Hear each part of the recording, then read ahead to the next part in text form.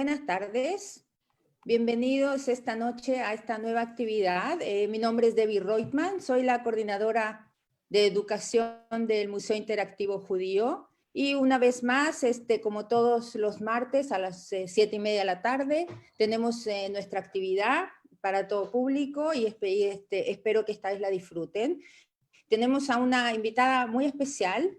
Ella se llama Paulina Lorca Koch, es doctora en lenguas, texto y contextos, mención judaísmo clásico y medieval y mundo sefaradí, y un máster, un magíster en cultura árabe y hebreo, y ambos dos los tuvo en la Universidad de Granada en España. También tiene un magíster en humanidades, es profesora y su especialidad es en literatura medieval comparada. Hoy nos va a hablar, nos va a dar una charla súper interesante, así que por favor te pido, Paulina, que seas tú la que continúe. Les quiero decir que las preguntas que ustedes tengan, que vayan surgiendo a través de la charla, las vayan mandando por chat y las vamos a responder al final de la charla. Así que por favor, Paulina, el micrófono es tuyo.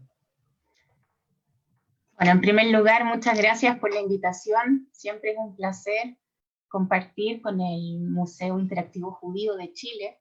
Y en segundo lugar, quiero agradecer a todas las personas que se han dado el tiempo para unirse a esta charla y para que podamos compartir más en torno a lo que fueron las mujeres, cómo se representaron, lo que ellas escribieron también en la literatura árabe y hebrea en la península ibérica. Para eso les preparé un PowerPoint, que espero que ahí lo estén viendo.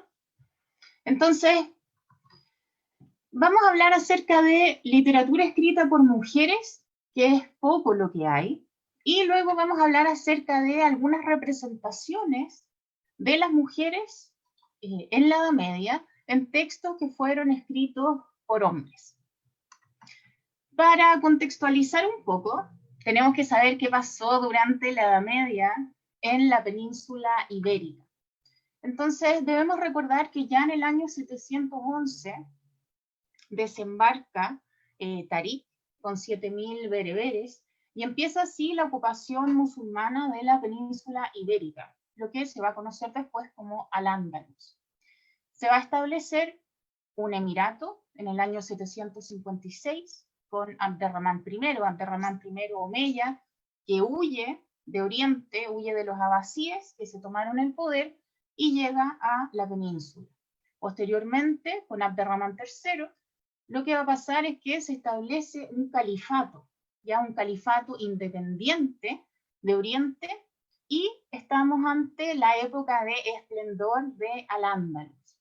Posteriormente hay una serie de rencillas entre los diversos reinos, van a aparecer las taifas, o lo que se conoce como los reinos de taifas, ya en el año 1031, y después van a aparecer los almohades que no eran tan tolerantes, y esto va a propiciar que los judíos que estaban en Al-Ándalus emigren, suban hacia el norte de la península ibérica.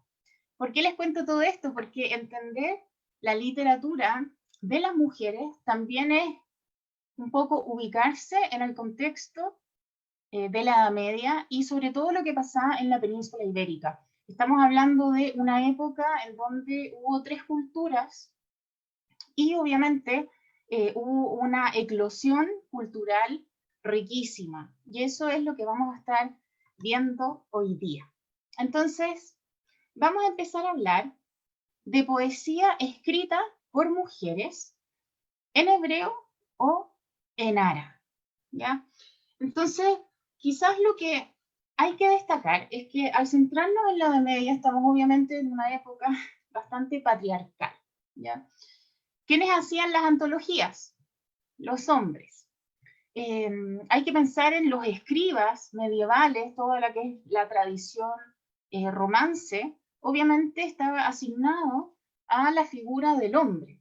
Entonces, por eso no sorprende la poca cantidad de textos escritos por mujeres que nos han llegado. Ahora, eso no significa que no haya habido escritoras, mujeres judías y musulmanas, porque sí las hay, ¿ya?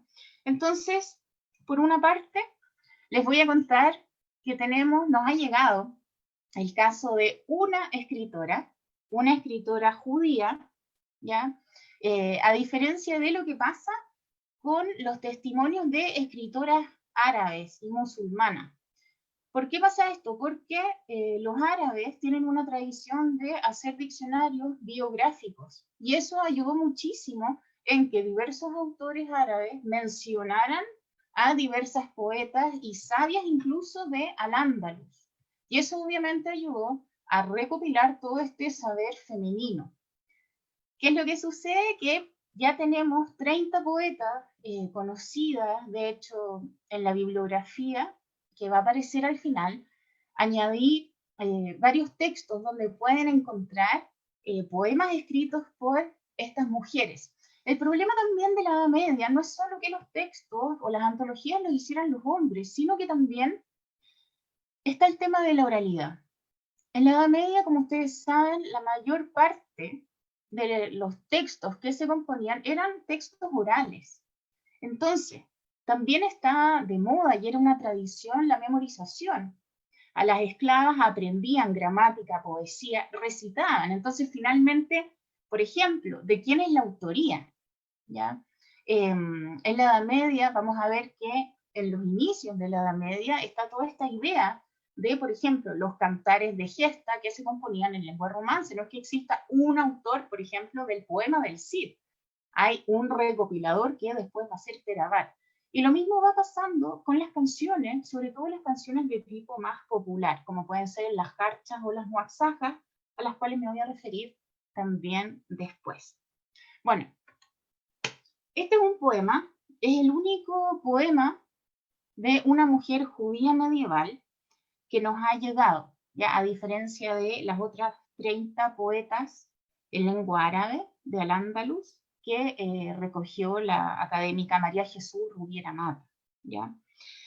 No sabemos efectivamente si es que ella lo escribió, no es un texto que esté firmado, por decirlo así. Solamente sabemos que es de su autoría, de su posible autoría, por el encabezamiento, ¿ya? Por el título que lleva. Es un poema atribuido a la mujer, y ese es el encabezamiento, atribuido a la mujer de Dunash ben Labran. Ustedes se preguntarán, bueno, ¿quién es Dunash ben Labran? Él fue un gramático, un excelente gramático de la época, también fue poeta, y él vivió a mediados del siglo X en Córdoba. De hecho, vive en la época de Hashtag ibn Shaprut, que incluso desempeñó un rol bien importante en Córdoba. Debemos pensar que el siglo X y XI son siglos en los que hay muchos poetas cortesanos judíos trabajando en las cortes en Al-Ándalus, ¿ya? Incluso hay unos que llegaron a ser visires, como les voy a contar después, ¿ya? Entonces se trata, el poema, ¿de qué nos habla? Nos habla del momento de la despedida de Dunash y su mujer, ¿ya? Cuando él se va de Sefarat, obviamente no sabemos la fecha en que eso sucedió, ¿ya? Y dice así: recordará su amado a la sierva graciosa, el día de la partida, con su hijo único en brazos. Puso él en su mano izquierda el anillo de su diestra, en su brazo puso ella su ajorca. Al tomar ella su manto como recuerdo, cogió él el suyo para no olvidarla. No se quedaría él en Sefarat, aunque recibiera medio reino de su señor. La ajorca, para quienes no saben, la ajorca es una especie de esclava, es una joya, ya lo que podría ser hoy en día una esclava de metal, una circunferencia que se podía llevar tanto en el brazo como en el pie. Ya, de hecho, es un elemento, la ajorca, que también va a aparecer bastante en la poesía anónima de las jarchas. Ya, también me voy a referir a eso a continuación. Ya, La mujer de Dunash Ben Labrand es la única mujer judía de la cual nos queda su poema, nos queda este testimonio, pero les voy a contar lo siguiente. También hay otra mujer judía que escribe en esta época y nos ha llegado su poema, un poema muy lindo. Sin embargo, Casmuna bint Ismail, Casmuna hija de Ismael, ella escribe en árabe, ¿ya? Entonces, por eso se la considera, en el fondo, como poeta árabe, pero ella viene de una familia judía, ¿ya? Pese a que escribe en árabe. De hecho, hay que pensar que muchos de los escritores judíos sabían árabe y obviamente también escribían en árabe sus obras. ¿Ya? Hay que pensar, por ejemplo, en el caso también del gran pensador Maimónides, ¿ya? Algunos dicen, ya, algunos se atreven a decir que ella era hija de alguien muy importante que fue Shamuel Anagí, ya, o Shamuel ibn Agrela, pero la verdad es que no hay nada concluyente. Para quienes no saben, Shamuel Anagí fue un filósofo, un poeta muy importante. ¿Por qué? Porque fue visir en el reino de Granada. Ya, ser visir obviamente es ser un asesor político de importancia. Entonces, imagínense el cargo que tenía, ¿ya? Y nos dice lo siguiente, dice, a una gacela que se criaba en su casa. Ay, gacela, que pastas siempre en este jardín. Soy semejante a ti, por esa soledad y por mis ojos negros. Las dos estamos solas, sin amigos. Soportemos pacientes lo que manda el destino. Hay que recordar que la imagen de la gacela es común, tanto en la poesía hispanohebrea como en la poesía hispanoárabe. A veces muchos escritores ocupan esta imagen de la gacela para mostrar que detrás de la gacela se esconde un león feroz, ¿ya? Son imágenes que también encontramos en autores, por ejemplo, como Yehuda Leví. En el caso hispano-árabe lo encontramos en El collar de la paloma, por ejemplo, como Ibn Hassan.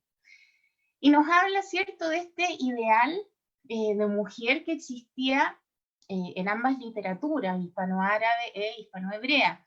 Una mujer de cabellos negros, a veces rubios, ¿ya? Y eso tiene que ver con esclavas traídas del norte de Europa, el cutis muy blanco, una mujer de anchas caderas y siempre con una mirada de gacela, ¿ya?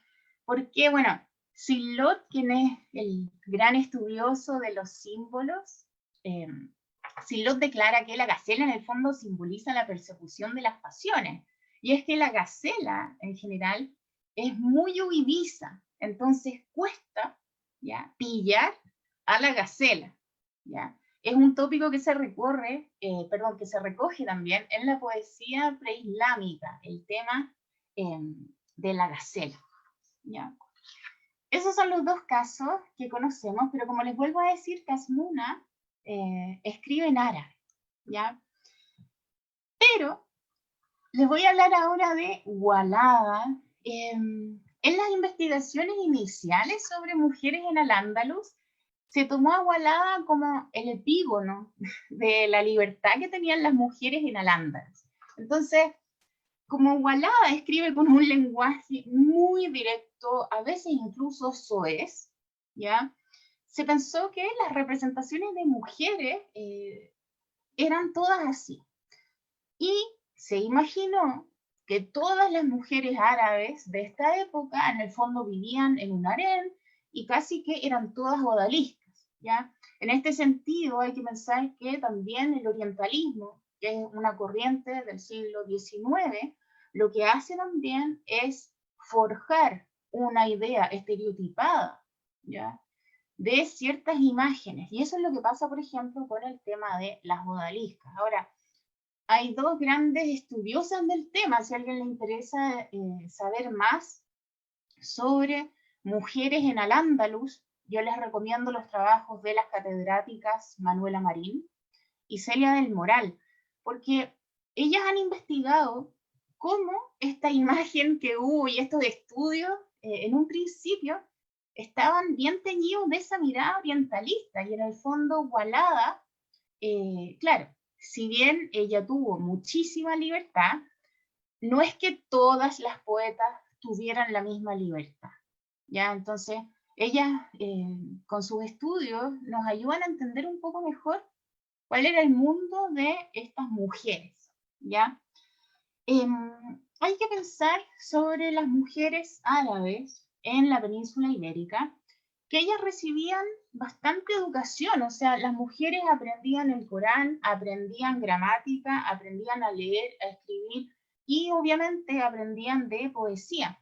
Lo más frecuente era que un familiar se encargara de la formación de estas mujeres, pero también, gracias a estos diccionarios biográficos, nos ha llegado noticia de algunas mujeres que incluso fueron maestras y que le enseñaban no solo a sus familiares, sino que a otras personas, pero tapadas por una cortina, ya siempre preocupadas de, obviamente, su modestia.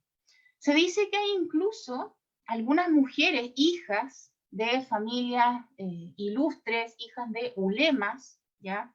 Que eran expertos religiosos, que viajaban a Oriente, no solo a peregrinar, sino que viajaban a Oriente para seguir estudiando. No es la mayoría de los casos, pero el hecho de que ya tengamos algunos testimonios de que eso ocurrió, obviamente da cuenta de que las mujeres tenían muchísimo que decir también en esa época, ¿ya? Entonces, por una parte tenemos a estas mujeres hijas de ulemas que estudian, y en la poesía vamos a encontrar que se ven como dos casos, ¿ya? Por una parte vamos a encontrar a mujeres nobles, ¿ya? Y por otra parte vamos a encontrar esclavas que también escriben poesía, ¿ya? Es decir, se trata de mujeres en el fondo que van a estar relacionadas con los centros de poder, ¿ya? Y eso es importante, obviamente, que lo tengamos en cuenta, porque no es que todas las mujeres pudieran asistir a los salones literarios, por así decirlo, o a las tertulias que se hacían en la época. Debemos recordar que Al-Ándalus fue un periodo en donde de verdad hubo un esplendor cultural y se trató de hacer de la cultura, obviamente, algo esplendoroso. Entonces, vamos a encontrar que hay viajes constantes de sabios, se hacen traducciones constantemente.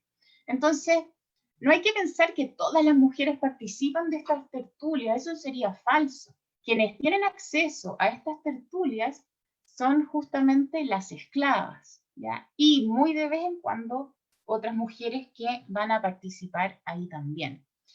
¿Cuál es el problema al estudiar estos textos? Como ya les decía, nos han llegado a veces algunos fragmentos solamente, ¿ya? De hecho, de Walada solamente conocemos 9 poemas. Son los hombres, como ya dije, quienes catalogan y obviamente critican los textos, ¿ya? Pero sabemos que hay muchas mujeres que pertenecían a familias de califas que, bueno, califas, reyes o gobernadores que escribieron. Y es el caso de Walada, que fue la hija de Muhammad III. Es el caso también de Butaina, que fue la hija del rey de Sevilla, el rey Al-Mutamid de Sevilla. Y también es el caso de Alquirán, que fue la hija del rey de Almería. Todas ellas mujeres ilustres que obviamente pensaban que la poesía era una manera de expresarse, ¿ya? Walada bint al-Mustakfi, eso significa hija de al-Mustakfi, nace en el siglo X en Córdoba. Recuerden, Córdoba fue una de las ciudades con mayor esplendor, o la ciudad con ese esplendor durante el siglo X en el Andalus. ¿Y qué es lo que sucedió? Que su padre fue califa, pero duró solo 47 días en el poder y después lo echan, lo exilian de la ciudad y ella se queda sola. Entonces muchos dicen que su forma de vida de alguna manera estuvo marcada por este como abandono y esta soledad que ella sintió debido a que su padre fue exiliado y bueno, después lo matan, ¿ya? Sus reuniones, las reuniones que establecía Walada eran el lugar de encuentro para los nobles de la época, ¿ya?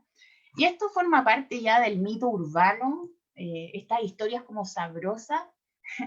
La leyenda, por así decirlo, cuenta que ella se mandó a bordar estos versos. Entonces, en una manga del vestido se cuenta que se bordó lo siguiente: yo por Dios merezco la grandeza y sigo orgullosa por mi camino.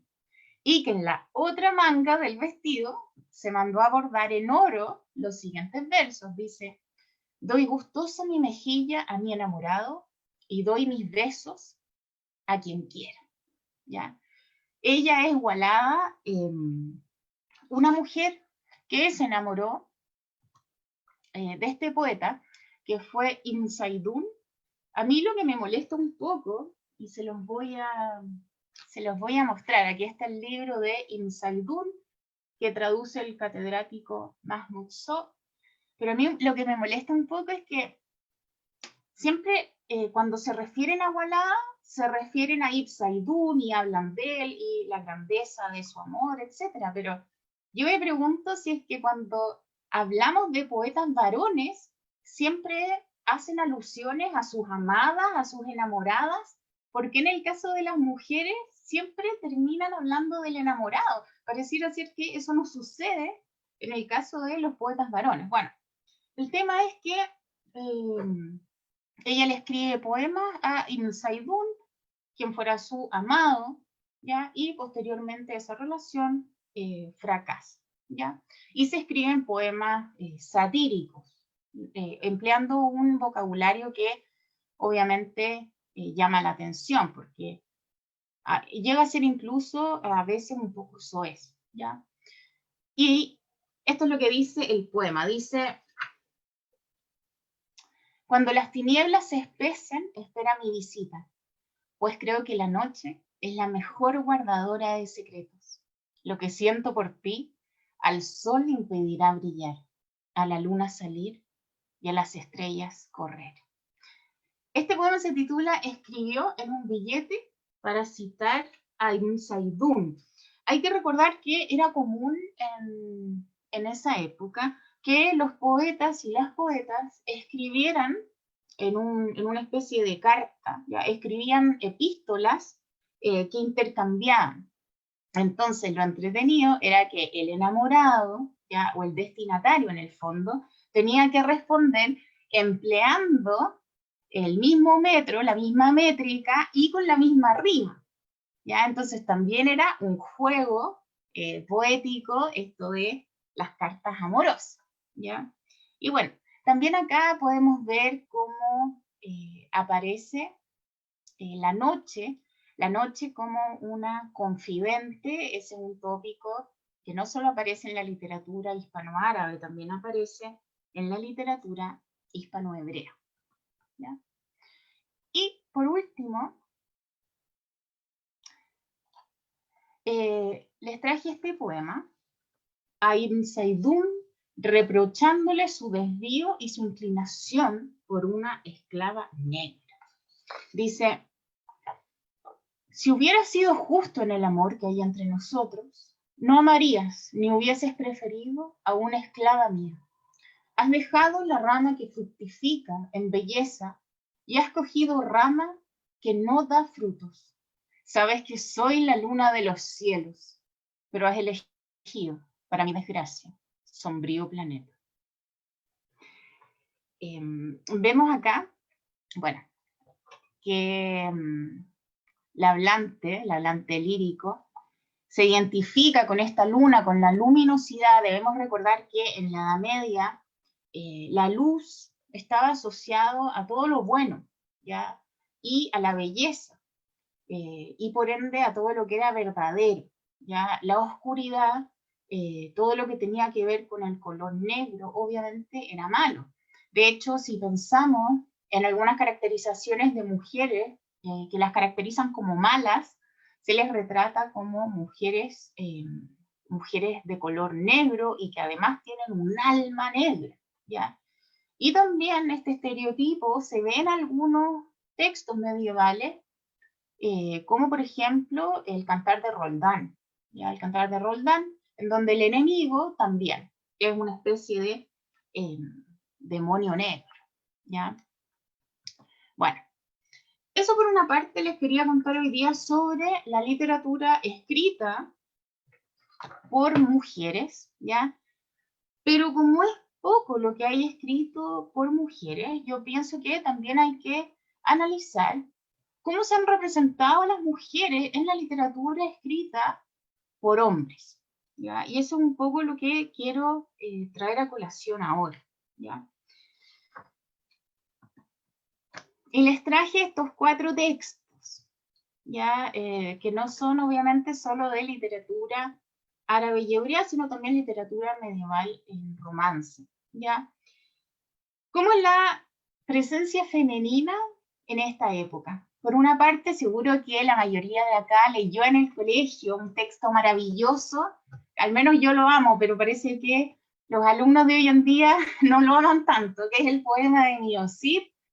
El poema del Cid nos presenta una imagen de mujer que a primera vista es una imagen maravillosa, etcétera, pero es tan maravillosa que representa un ideal que es bastante poco alcanzable, ¿ya?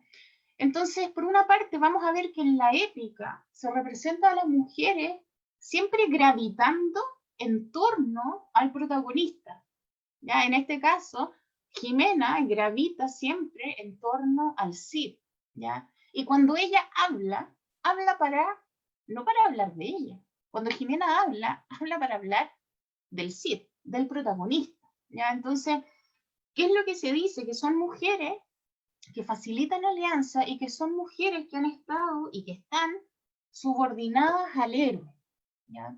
Entonces, Jimena obviamente es el ideal, es una mujer piadosa, honrada, leal a su esposo y que funciona también como una especie de vasallo ideal, pero es un rol modélico de mujer, es un rol de mujer excesivamente buena, ¿ya? Y cuando finalicemos les voy a contar un poco cuáles son los estereotipos que hay y bueno, también está este rol de mujer modélica que de alguna manera silencia también a la mujer, ¿ya? Vamos a ver que, bueno, el poema del Cid pertenece, para quienes no saben, pertenece al Mester de Juglaría, ¿ya? Después, cuando vamos más hacia adelante en la historia, aparece el Mester de Clerecía, ¿ya? Y les traje a colación un texto que quizás algunos conocen, que es el libro de Alexandre, que en el fondo lo que hace es retratar la historia de Alejandro Magno, ¿ya? ¿Y por qué les traje este texto? Porque en el libro de Alexandre aparece la reina de las Amazonas, ¿ya? O sea, una mujer guerrera, Talestris, ¿ya? Entonces uno dice, wow, aquí las mujeres la llevan. Pero ¿qué es lo que sucede? Que en el fondo Talestris, que es esta reina de las Amazonas, aparece simplemente porque quiere un hijo, ya quiere tener un hijo con Alejandro, ¿ya? O sea, la única intervención en el fondo que hace es justamente para mostrar que hasta la reina de las Amazonas va a querer tener un hijo con este granero, ¿ya? Entonces, claro, hay una famosa académica, que es Tova Rosen, y ella señala que estas estrategias para silenciar a las mujeres también, dentro de estas estrategias, aparece la mitologización. O sea, uno cree que porque aparecen mujeres mitológicas, de alguna manera se está como revalidando la presencia de las mujeres. Sin embargo, son mujeres ficticias, ¿ya? Es lo mismo que, por ejemplo, si aparecieran hadas, ninfas del bosque, entonces tampoco son mujeres, por así decirlo, de de carne y hueso, ¿ya? Según Tovar-Rosen sería más bien una estrategia textual, ¿ya? ¿Para qué? Para recrear las grandes conquistas de Carlomagno, ¿ya? Vamos a ir viendo que en la literatura medieval en general las mujeres aparecen retratadas siguiendo algunos estereotipos que las silencian, ¿ya? Y eso es un poco lo que les traje ahora para ir viendo. Vamos a tener otro texto que es maravilloso, de verdad, si lo pueden conseguir se los recomiendo, porque otra estrategia que ocupan estos autores medievales es representar a las mujeres como feas, pero también como malas. O sea, por una parte está la mujer buena, demasiado buena, o sea, tanto que es casi inalcanzable en el ideal. Después tenemos mujeres malas, pero además vamos a tener mujeres feas, ¿ya? Y este tipo de mujeres aparecen, ya no en toda la obra, no son textos misóginos, pero sí hay algunos relatos con determinados tintes, ¿ya? El texto del cual les hablo es el Tasquemoni, que es un texto de Yehuda al-Harisi, que fue un escritor judío que tradujo, bueno, a connotados autores, y lo que hace al-Harisi es recoger la macama árabe. La macama es un texto picaresco, en donde, por lo general, el protagonista es un pícaro que le cuenta sus aventuras, ya, su astucia, a un narrador que funciona como narrador personaje.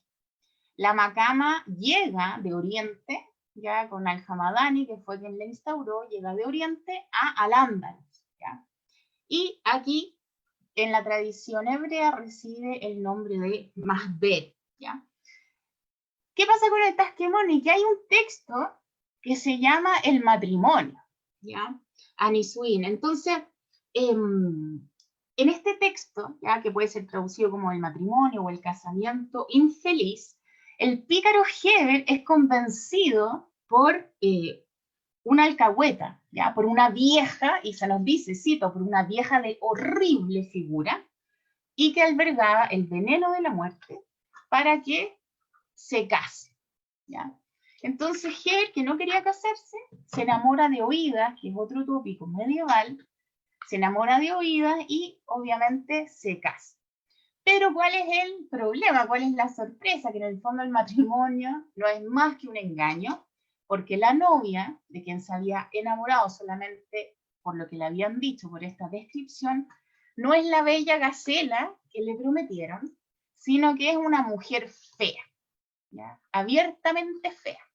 ¿Y cómo vemos su fealdad? Porque su piel está ennegrecida, ¿ya? Más ennegrecida, dice el autor, más ennegrecida que la propia negrura. Además tiene ojos de escorpión y el cabello encanecido, ¿ya? Entonces, esta representación que se hace de la esposa está en consonancia con las corrientes más bien medievales, que sobre todo se van a propagar a partir de los planteamientos de Aristóteles, ¿ya? Y después se va a desarrollar toda una literatura contra las mujeres, ¿ya? Y otro texto que les traje, ojalá que lo puedan leer alguna vez, es El collar de la paloma. El collar de la paloma es un texto maravilloso escrito por Ibn Hasan, ya un autor cordobés. Es un referente hoy en día en cuanto a los tratados amatorios medievales, y en la tradición romance se puede equiparar un poco al tratado de amor que hace Andrés el Capellán, ¿ya? Entonces, este autor, que es Ibn Hasan, vive en la época más esplendorosa de Córdoba, pero también asiste como espectador, ¿ya? Y también como protagonista, asiste a la caída, ya, de Córdoba y esta división en reinos de taifas. Él vive en la corte y en su texto que escribió en el año 1022, que lo escribe como una forma de epístola, nos dice que él todo lo que sabe de las mujeres lo aprendió gracias a las esclavas que lo criaron, ¿ya? Entonces su texto, hay un investigador que dice que su texto funciona como la revista Hola, de hoy en día. ¿Por qué? Porque es un texto medieval que permite conocer cómo eran las costumbres de la época, ¿ya?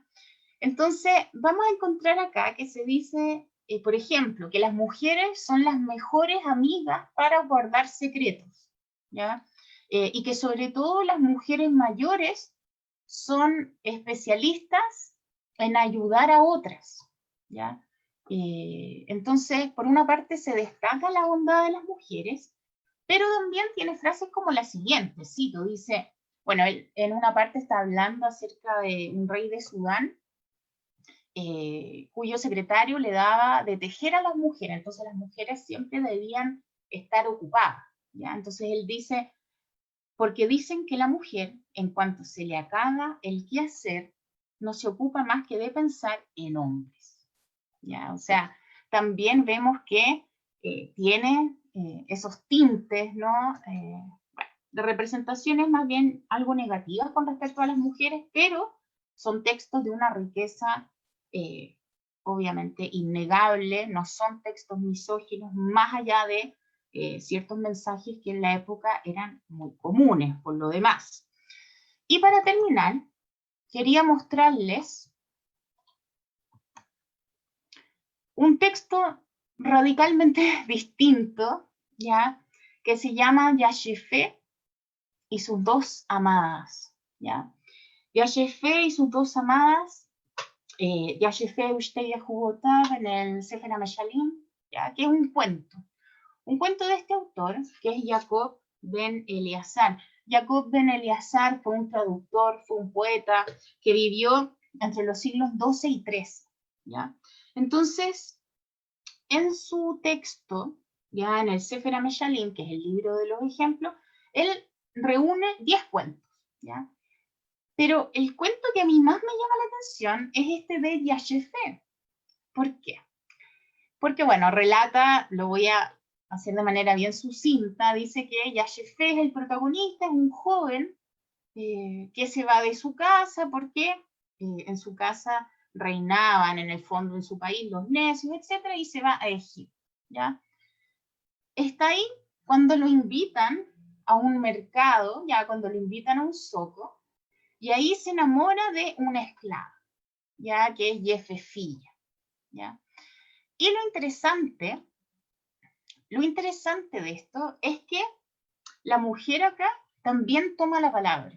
O sea, no es una mujer solamente de la cual se enamora por el aspecto físico, sino que es una mujer que enamora a su enamorado mediante la palabra.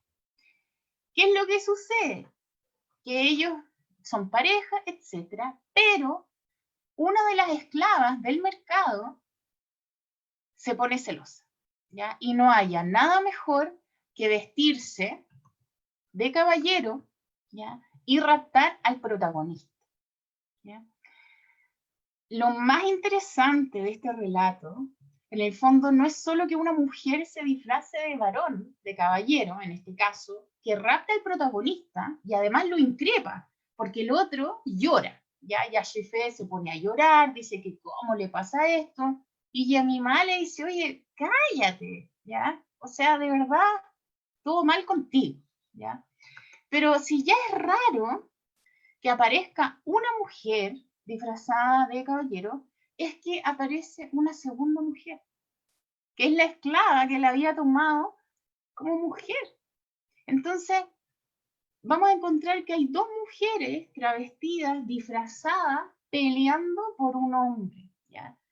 Y eso es algo bien interesante y que sale un poco del patrón de esta literatura que estamos analizando, ¿ya? Y Yashefé, ¿qué es lo que pasa? Que en el fondo él se da cuenta que se trata, que no son hombres quienes lo raptaron y que son mujeres, ¿ya? O sea, el lector obviamente sabe, pero el protagonista no tiene idea de esto, ¿ya? Y se avergüenza después al darse cuenta de que se trata no de varones, caballeros, sino de mujeres en el fondo que lo raptaron, ¿ya? Entonces, habría que pensar también y empezar a estudiar la literatura hebrea, la literatura árabe, en su contexto medieval también, en su contexto y la relación con la literatura escrita en romance.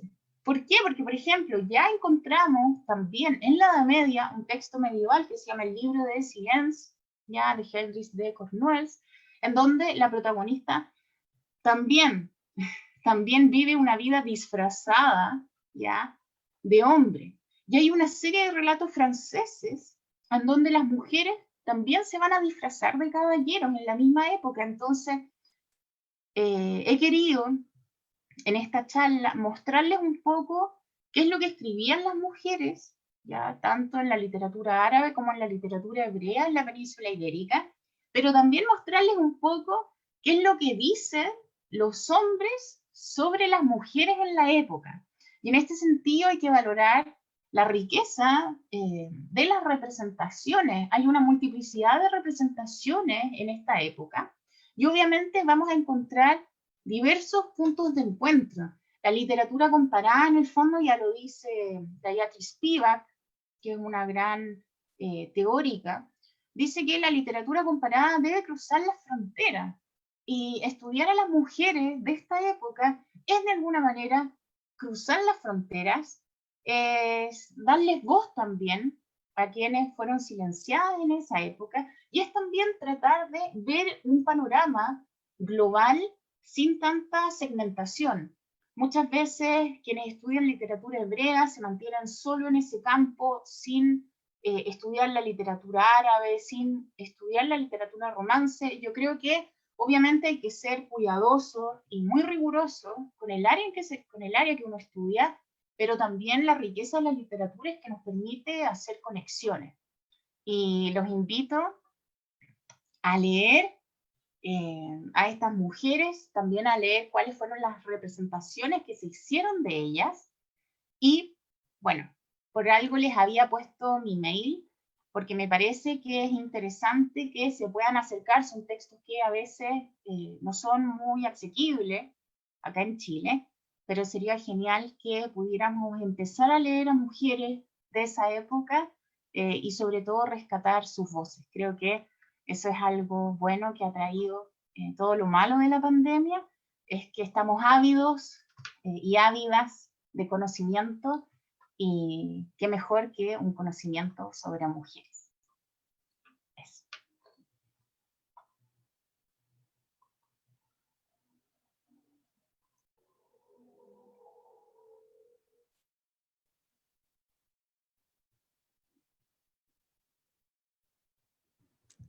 Ok, perdón.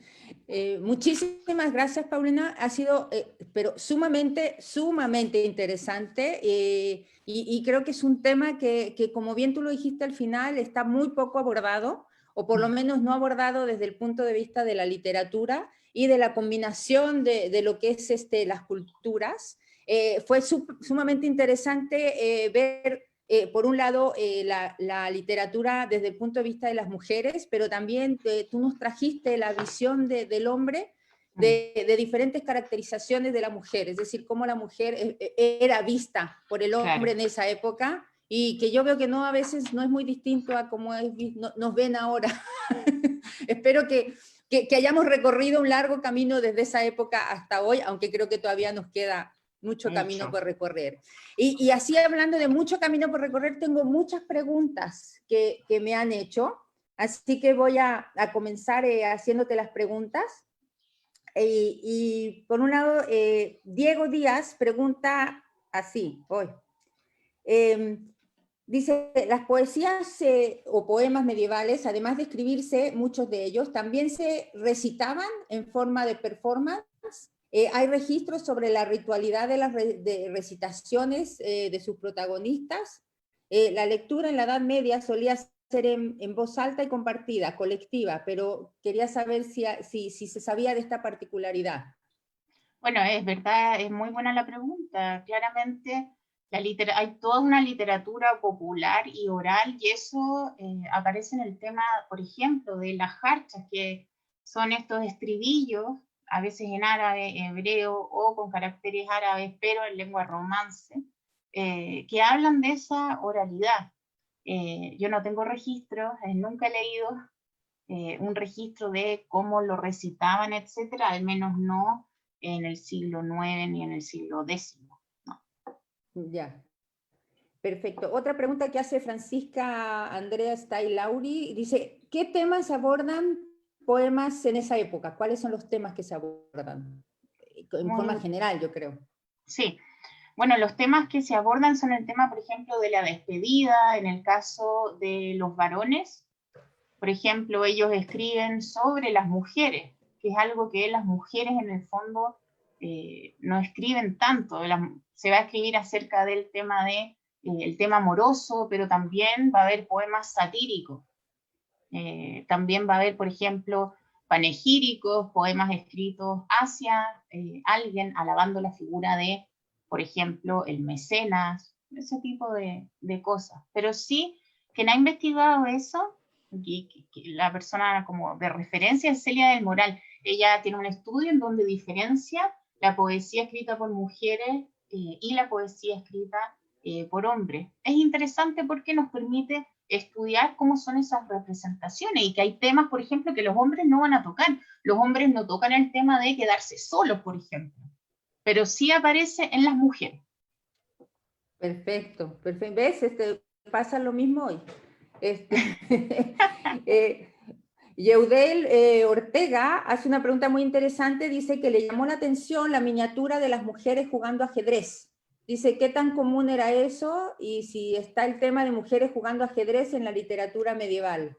Bueno, es un texto que recoge Alfonso X el Sabio. Tenemos que pensar que Alfonso X el Sabio fue una gran figura, precursor de la Escuela de Traductores de Toledo, en donde se juntan sabios de 3 culturas, obviamente para traducir textos. Ahí está la referencia.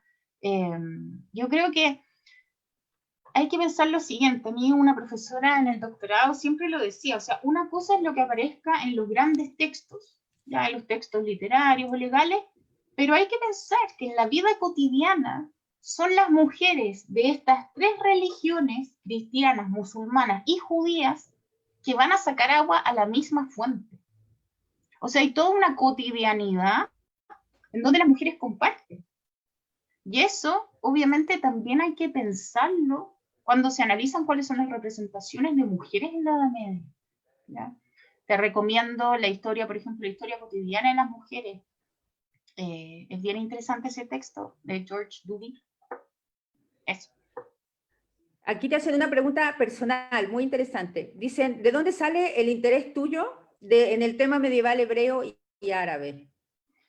Bueno, yo me enamoré de la literatura medieval. Yo, bueno, como ven acá atrás, mis días son los libros y el estudio. Pero yo me enamoré de la literatura medieval en el primer curso que tuve en la universidad. Y siempre estuve estudiando literatura medieval árabe e hispano-árabe. Y de hecho obtuve la beca para el máster, mi segundo máster en España. Y me pasó allá que tuve un ramo de poesía hispano-hebrea medieval. Y con eso me enamoré. Entonces, de alguna manera, sentí que este era un mundo desconocido. Yo en la universidad, ustedes saben que acá en Chile al menos es recién, bueno, el Centro de Estudios Judaicos, que hace una labor obviamente importante, el Centro de Estudios Árabes, ambos de la Universidad de Chile, pero claro, hace 20 años en la universidad, con suerte te enseñaban y te mencionaban las jarchas, pero no había una profundización en torno a estos temas. Entonces yo llegué a España, me enamoré de la literatura hispano-hebrea y me di cuenta de que era lo que me faltaba, porque yo era muy ignorante en eso. Ya manejaba la literatura romance, la literatura hispano-árabe, bueno, si es que se puede decir que uno maneja algo, porque la verdad es que mientras más uno estudia, más ignorante se siente. Y ahí me di cuenta que era lo que me faltaba. Y ahí me empecé a dedicar a eso y afortunadamente me ha servido porque logro hacer un cruce entre todas las literaturas medievales que he ido estudiando. Fantástico. Y a ver, acá siguen preguntando, ¿existen poemas o canciones en ladino de esa época? De esa época, no, yo creo que son posteriores. Ok, ok. Acá te hacen una pregunta, ¿crees que el ideal femenino de hoy en la literatura es similar de alguna manera al ideal medieval? Wow. A ver, eh, eh, habría que partir por deconstruir un poco la pregunta. ¿Existe un ideal en la literatura actual? Porque pareciera ser que estamos en la época de que ya no hay un ideal, ¿no? Entonces, yo podría decir que sí, que no en la literatura, pero sí en la publicidad existe un ideal, ¿cierto? Un ideal de perfección, de belleza femenina, que obviamente eh, puede encontrar su paralelismo, grosso modo, obviamente, puede hallar su paralelismo en estas representaciones más bien estereotipadas de mujeres de mirada de gacela, etcétera. Pero hoy en día yo siento que no hay un ideal. Y quizá ese es el ideal, que no exista un ideal hoy en día.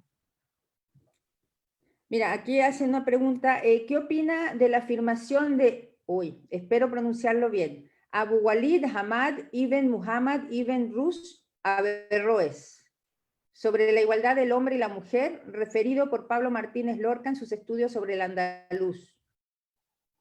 Bueno, la verdad es que Averroes en ese texto defiende la igualdad entre hombres y mujeres y no es el único. Vamos a encontrar que así como hay algunos poemas, por ejemplo, incluso eh, de Moshe Ibn Ezra, ¿ya?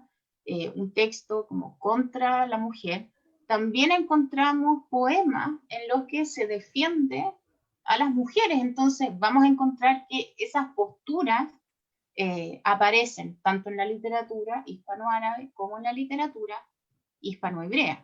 Tenemos que pensar que la misoginia es frecuente en la literatura medieval. De hecho, hay varios textos, incluso hay uno muy famoso, el famoso Espejo o Libro de las Mujeres, de Jaume Roig, un catalán, claro, para que después salga gente a defender a las mujeres. Entonces, yo creo que obviamente hay de todo, pero también hay que ponerse en el contexto de la época, o sea, estamos hablando de una época patriarcal, eh, no podemos mirar el pasado, yo creo, con los ojos del siglo XXI, y por eso es importante como saber el contexto, es lo que yo les comentaba, un poco lo que pasa con Walada, que porque ella escribe tan libremente y ocupa un lenguaje súper directo, pensamos que todas las mujeres tienen salones literarios, no es así. Obviamente encontramos estos autores, algunos atacan a las mujeres y otros obviamente las defienden. Pero esa es la riqueza de la Edad Media también. Claro. Acá te preguntan algo y es bien interesante que mencionaste varias veces acerca de las condiciones materiales de los esclavos y esclavas en el andaluz. Es decir, cómo conseguían superar las dificultades materiales que se imaginan que los esclavos tenían, al menos los esclavos de los cristianos tenían, y cuál es la justificación para la esclavitud de los negros por los musulmanes. Y entiendo que tú mencionaste varias veces en los que están mencionadas las esclavas en la literatura, por lo menos. Claro, que en el fondo era una práctica común en la Ya, época. Ahora, aparecen en los textos y obviamente vamos a encontrar distintos tipos de esclavas. Vamos a encontrar, por ejemplo, esclavas que son cantoras, esclavas que funcionan como, y esclavos también que funcionan como coperos, van a desempeñar distintos roles.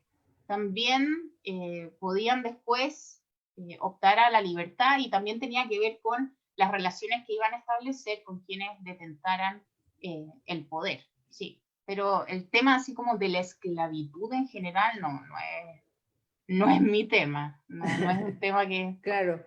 No. Mira, te hacen preguntas, aquí tengo gente de Argentina, tengo gente de Bogotá, ¿sí? Hay una persona de Argentina que pregunta sobre el libro, espérate, acá que dice, del collar de Paloma. ¿Ya? Y dos personas lo mencionan, que si podías ahondar en lo que pasó, porque dice, ¿qué conocimiento tenían las mujeres encargadas de la educación de los niños en el andaluz, como lo testimonia Ibn Hassam en El collar de paloma. Sí, bueno, este es el libro, se los presento, esta es una de las el mejores... que estaba en el... Sí, esta es una de las mejores traducciones que hay, es El collar de la paloma, ¿ya? De Ibn Hassam, El collar de la paloma, está traducido por Jaime Sánchez Ratia, una de las mejores traducciones que hay, y una de las más fidedignas. ¿Por qué? Porque un famoso arabista, que es Emilio García Gómez, que es como uno de los padres del arabismo, tradujo también el texto, pero se tomó algunas licencias poéticas, ¿ya? En cambio, esta traducción de Jaime Sánchez Ratia, la verdad es que es una de las más apegadas en el fondo al texto. Con respecto a la pregunta que me hacían, las mujeres obviamente recibían educación en su casa y se esperaba que todas ellas supieran leer, escribir, recitar poesía, aprendían obviamente el Corán, y se dice incluso que en Al-Ándalus se enseñaban primero las reglas de la lengua y de la poesía, ¿ya? Y que después se enseñaban como todos los temas más bien legales y religiosos. Entonces, muchas veces incluso era la familia la que daba a conocer a los demás los poemas de una determinada poeta, por ejemplo, que es lo que se dice en torno a Hafsa Rakunilla, que también es una poeta de Al-Ándalus, y se dice que la familia estaba tan emocionada en el fondo y admiraba tanto la labor de ella que es la familia la que la da a conocer, ¿ya? Lo que me preguntaban acerca de cuál es esta educación, las mujeres obviamente son fundamentales en esta transmisión del saber. Hay un saber obviamente que quizás no es el que se enseñaría, por ejemplo, en la universidad, por así decirlo, este saber como oficial, pero también son las mujeres las que se encargan de esta crianza, ¿no? Entonces, son ellas las principales transmisoras, por eso también se menciona que hay varias mujeres en el fondo sabias también, ¿ya? Y que ellas son las responsables, obviamente, de la educación de la familia. No sé si respondo mucho la pregunta. No, muy bien. Es que, mira, cada pregunta da para otra charla, realmente. Sí, bueno. Te voy a hacer la última pregunta y como les dijimos a todos, está escrito, pusimos en el chat tu mail para cualquier persona que quiera comunicarse de manera directa. Rodrigo Cifuentes Morales pregunta si hay registros de poetisas o escritoras de esa época que hayan perdurado o conozcamos hoy, es decir, que podamos leer. Todas las que mencioné. Claro, sí. Todas las que mencioné, hay que pensar que en el fondo María Jesús Rubiera Mata tiene un texto maravilloso, lo puse en la bibliografía, hay más de 30 poetas que se mencionan, poetas mujeres. Esos textos están hoy en día, así que si alguien quiere saber más o no tiene acceso a algunos textos, me pueden escribir al mail y yo con mucho gusto les puedo pasar algunos textos o dar más información con respecto a algunos temas, porque la verdad es que encontrar este tipo de texto en Chile es un poco difícil, ¿ya? Sí. Pero para eso estamos, para que el conocimiento llegue a todos y todas. Para transmitirlo, así es. Paulina, realmente ha sido un placer. Yo aprendí muchísimo en esta charla y realmente estamos abriendo horizontes con esta pandemia, aunque sea por lo menos en la parte educativa y cultural. Ahora, si me permites, voy a promocionar nuestros siguientes charlas que tenemos. Esta es la de hoy, que estuvo fantástica y tuvimos un público también muy, muy interesado y muy inquieto, se le agradece. Tenemos el próximo jueves, como siempre, vamos a seguir con la red LAES, que es las redes de diferentes museos del Holocausto en América Latina. Es una serie que se llama Latinoamérica habla del Holocausto. El título es Discriminación, un obstáculo para la coexistencia. Es un trío de 3 países, Guatemala, México y Perú. Es el próximo jueves a la hora tenemos a las 5 de la tarde, no, perdón, a las 6 de la tarde para Chile, porque son diferentes horarios en diferentes países. 6 de la tarde para Chile. Y tenemos el próximo domingo, como siempre, todos los domingos, tenemos sobre Tikkun Olam, es decir, cómo podemos reparar al mundo. Y vamos a tener varios ejemplos de emprendimientos que de alguna manera cada uno de ellos en su estilo aquí en Chile trata de reparar problemas que tenemos en el mundo y específicamente, particularmente acá en Chile. Y el martes, siguiendo un poco de alguna manera con la charla de Paulina, ¿viste? Lo hicimos a propósito, vamos a hablar sobre Maimónides, ¿sí? Ahora Genial. ya tenemos lo tuyo que fue introductorio, tenemos Maimónides, Puente entre Ciencia y Religión, esto los va a dar el rabino de la comunidad Nueva de Israel, Alejandro Bloch, que realmente es apasionado en el tema de Maimónides. Así que los esperamos a todos en estas charlas y nuevamente, Paulina, te agradecemos muchísimo que hayas podido brindarnos este conocimiento de algo tan raro, no sé, ¿sí? Para poder, y qué bueno que te tenemos aquí en Chile, pudiendo hacer esto. Así que agradecemos a todos, espero les haya gustado y nos vemos el próximo jueves en nuestra próxima charla. Muchas gracias. Gracias a ustedes. Hasta luego.